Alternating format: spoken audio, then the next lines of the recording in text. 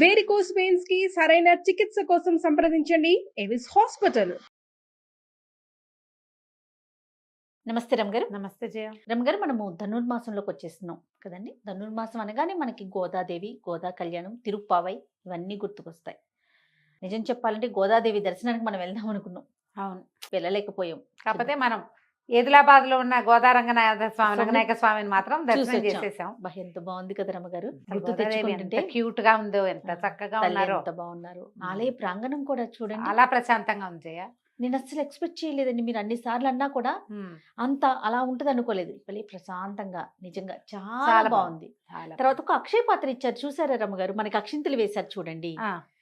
అది కొన్ని వందల సంవత్సరాలు, అంటే 600 సంవత్సరాలు పైదేనట్టు రమ్మగారు. అవును, అంటే మనకు అప్పుడు అంత స్పష్టత ఇవ్వలేదు కాబట్టి మనం దాని గురించి మాట్లాడలేకపోయాము.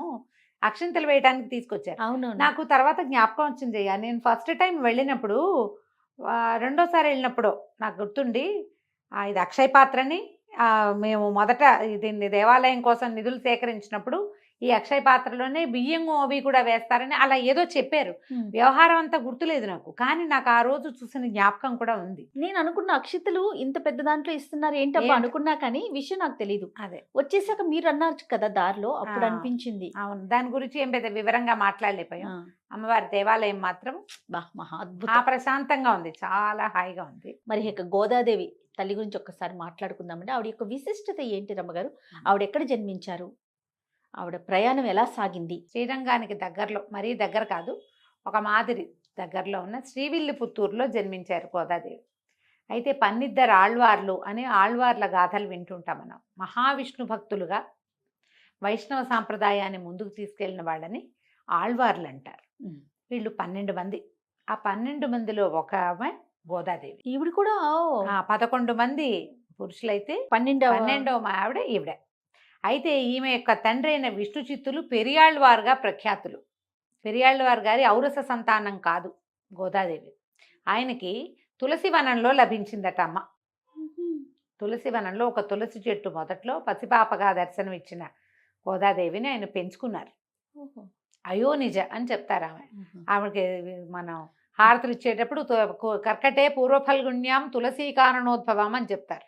తులసిలో కర్కట మాసంలో ఆవిడ, ఈ తమిళ మాసాలు ఉంటాయి కదా, వాళ్ళ తాయి మాసము అలా పేర్లు ఉంటాయి. ఈ కర్కట మాసంలో ఈ పూర్వఫల్గుణి అంటే పుబ్బా నక్షత్రం సమయంలో దొరికింది ఆవిడ. తులసీ కారణోద్భవం. తులసి అక్కడ ఒట్టి చిన్న తోట, ఒక చిన్న మడి కాదట. విష్ణు చిత్తులు నిత్యము రంగనాథుడికి తులసి మాలలు అర్పించేవారు.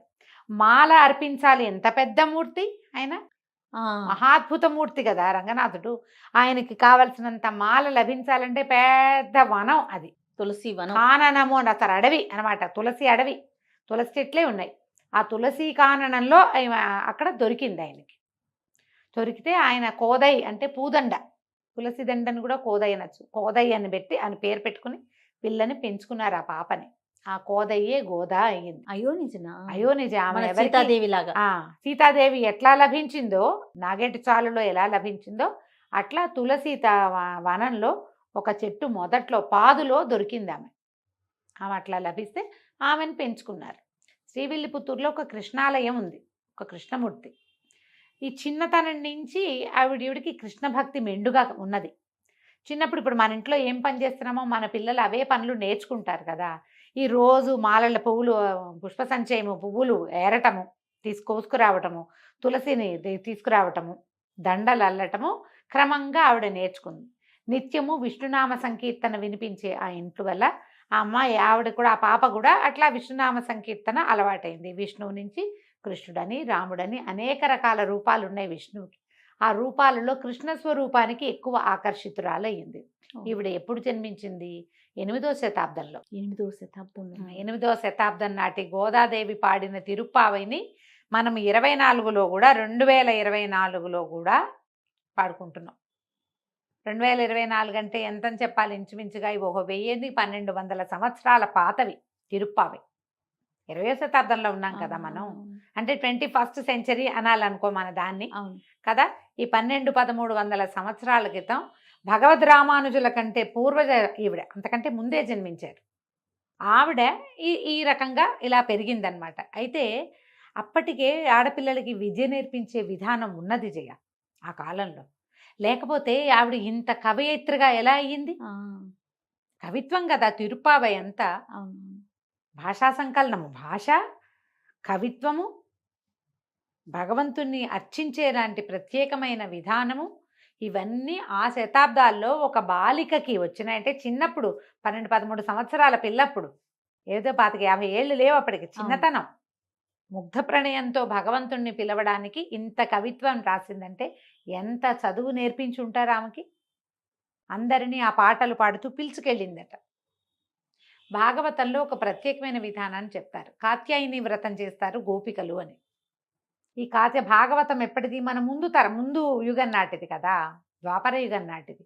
ఈ కాత్యాయని వ్రతం ఏంటంటే భగవంతుడినే తమకి భర్తగా కావాలని గోపికలు కోరుకుంటున్నట్టుగా అమ్మవారి విగ్రహం మట్టి ఇసక కలిపి కాత్యాయని దేవి విగ్రహం చేసి మార్గశిర మాసంలో చేశారు వాళ్ళు.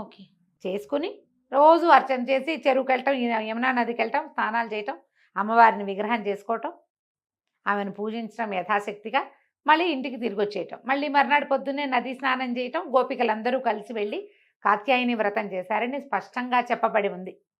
ఈ కాత్యాయని వ్రతం లాగానే మన గోదాదేవి కూడా శ్రీవ్రతం, శ్రీనోము అని చెప్పి ఈ ధనుర్మాసం మొదలవగానే ఈ 30 రోజులు 30 పాసురాలతోటి చెలికత్తల్ని మేల్కొల్పి కృష్ణసేవ చేసుకుందాము మనము అని చెప్పి ఈ రంగనాథుడి దేవేర్లలో ఒకరైన నీలాదేవి స్థుతి కూడా మనకు అందులో కనపడుతుంది. రోజుకు ఒక రకంగా ఆయనని వర్ణించటము, అతనిని పూజించడం వల్ల మనకేం లభిస్తుందో చెప్పటం, ఒక్కొక్క పాసురంలోనూ ఒక్కొక్క అర్థం. దాదాపుగా 8 లైన్లు ఉన్నటువంటి 30 పాసురాలు ఆమె పాడింది. ఆమె పాడిన ఆ పాసురాలని జనం అంతా పాడుకున్నారు. అయితే ఈవిడ ప్రస్తుత గాథలోకి వస్తే ఈవిడ ఏం చేసేది, కొంచెం వ్యక్తత వచ్చిన తర్వాత స్వామివారి కోసం అల్లిన మాలను చూస్తే ఒక వ్యామోహం కలిగేది, ఆమెకు సంతోషం కలిగేది. ఆయననే తన భర్తగా భావించేది, కృష్ణ స్వరూపాన్ని. ఆ పరమానందంలో ఆ మాల ధరించి చూసుకుని తన మీద చూసుకుంటే తనలాగానే స్వామివారు ఉంటాడని. అదే ఎంత వంపులు తిరిగి మాల తన మీద తిరిగి ఉందో స్వామివారి మేలు మీద కూడా అది అలాగే ఉంటుంది. ఎంత అందంగా ఉంటుందోనని అద్దాలు ఉండేవి కావేమో, ఆవిడ నీళ్లలో ప్రతిబింబాన్ని చూసుకునేదట. అద్దాలు లేకపోయి ఉండొచ్చు. అయితే ఈరోజు మాలలు వెళ్ళేవి, ఈమె వేసుకునేది, ఆ మాల వెళ్ళిపోయేది.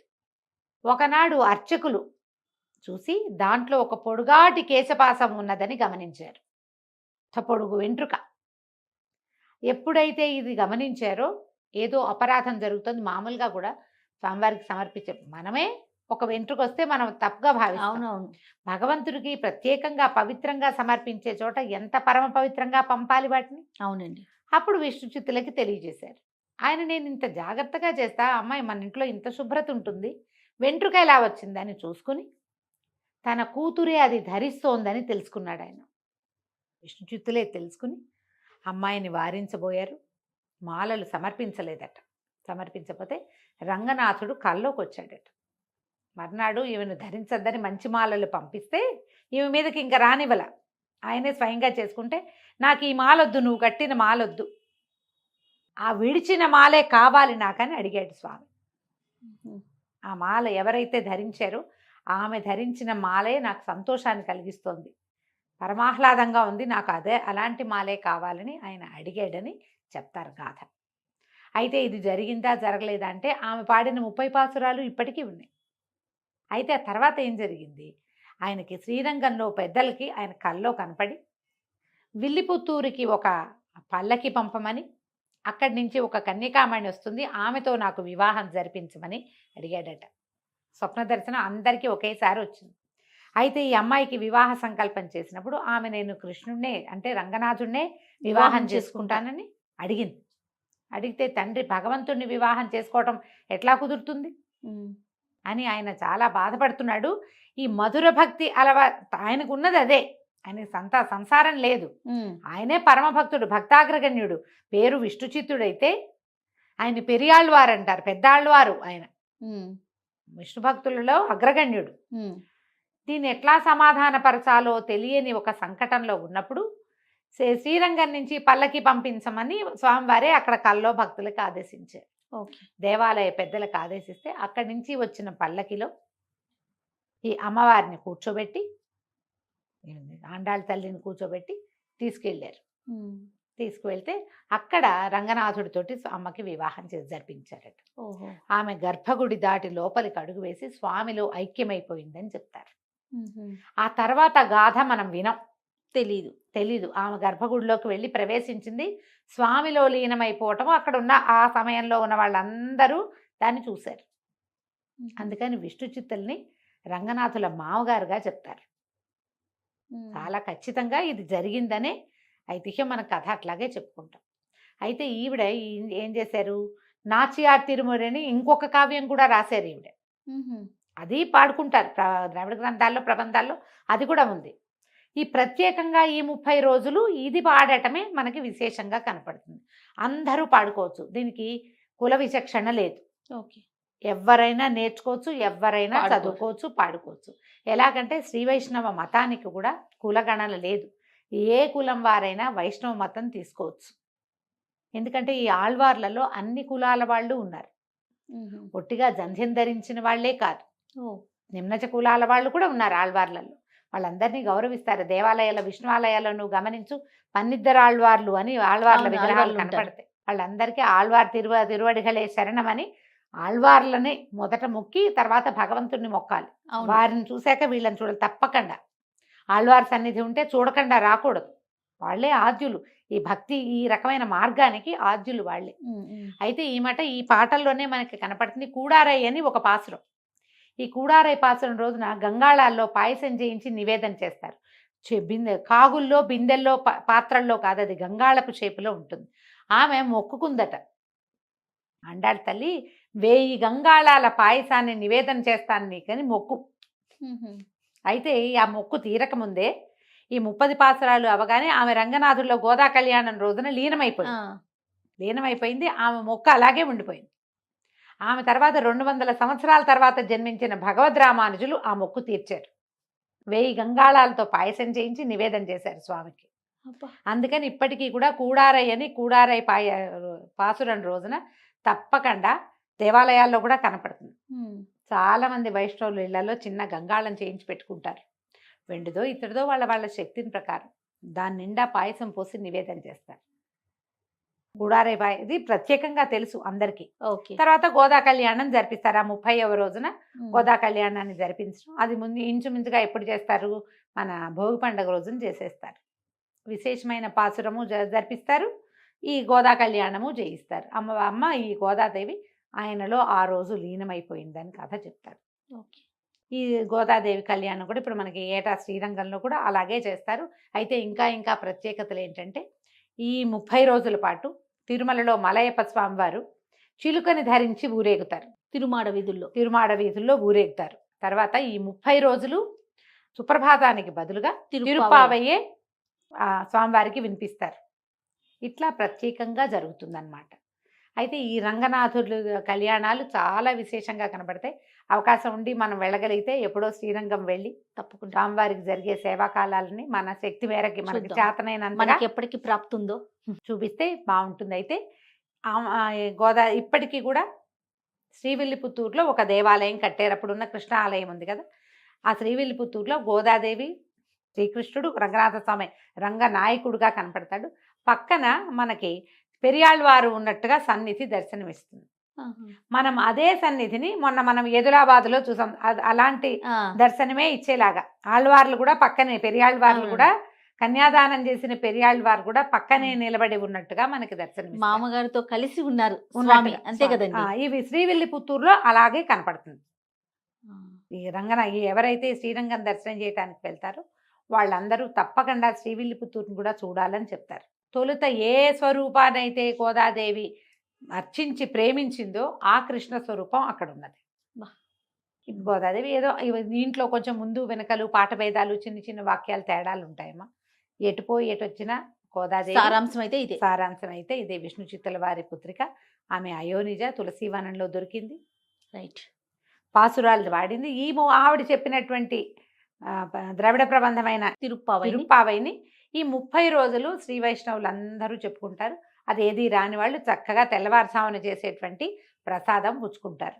ఏంటంటే తిరుప్పావై వేద సమానమైనది, వేద మంత్రాలు ఉచ్చారణ ఎప్పుడు చేయాలి? తెల్లవారుజామున పొద్దున్నే సూర్యోదయానికంటే ముందే ముందు. మొదలు పెట్టాలి. అందుకని తిరుపావైని కూడా ఈ తెల్లవారుజాము కంటే ముందే పొద్దున్నేనే చేయాలంటారు. సాయంకాలంలో తిరుపావై అనుసంధానం చెయ్యరు ఎవరు. అవును. అది అనుసంధానం చేయవలసింది తెల్లవారుజామున. ఈ 30 రోజులు తిరుపావైని అనుసంధానం చేసుకునే వాళ్ళు, అవకాశం ఉన్నవాళ్ళు, చేతొచ్చిన వాళ్ళు, ఆ సంప్రదాయంలో ఉన్నవాళ్ళు దాన్ని అనుసంధానం చేసుకుంటారు. లేదా కనీసం దేవాలయాలకు వెళ్ళి దర్శనం చేసుకుని తీర్థము ప్రసాదము పుచ్చుకుంటారు. ఎవరి అవకాశం ఉంటే వాళ్ళు విష్ణు ఆలయాలన్నిట్లలోనూ చక్కటి చక్కెర పొంగలి, చక్కటి వెణ్పొంగలి, దధ్యోదనము ఇలాంటివి తయారు చేస్తారు. స్వామివారికి నివేదన చేస్తారు. కూడారై పాయసం దొరికే అవకాశం ఉన్న వాళ్ళు అదృష్టం. మరీ అదృష్టవంతులు. నమస్తే. నమస్తే జీ.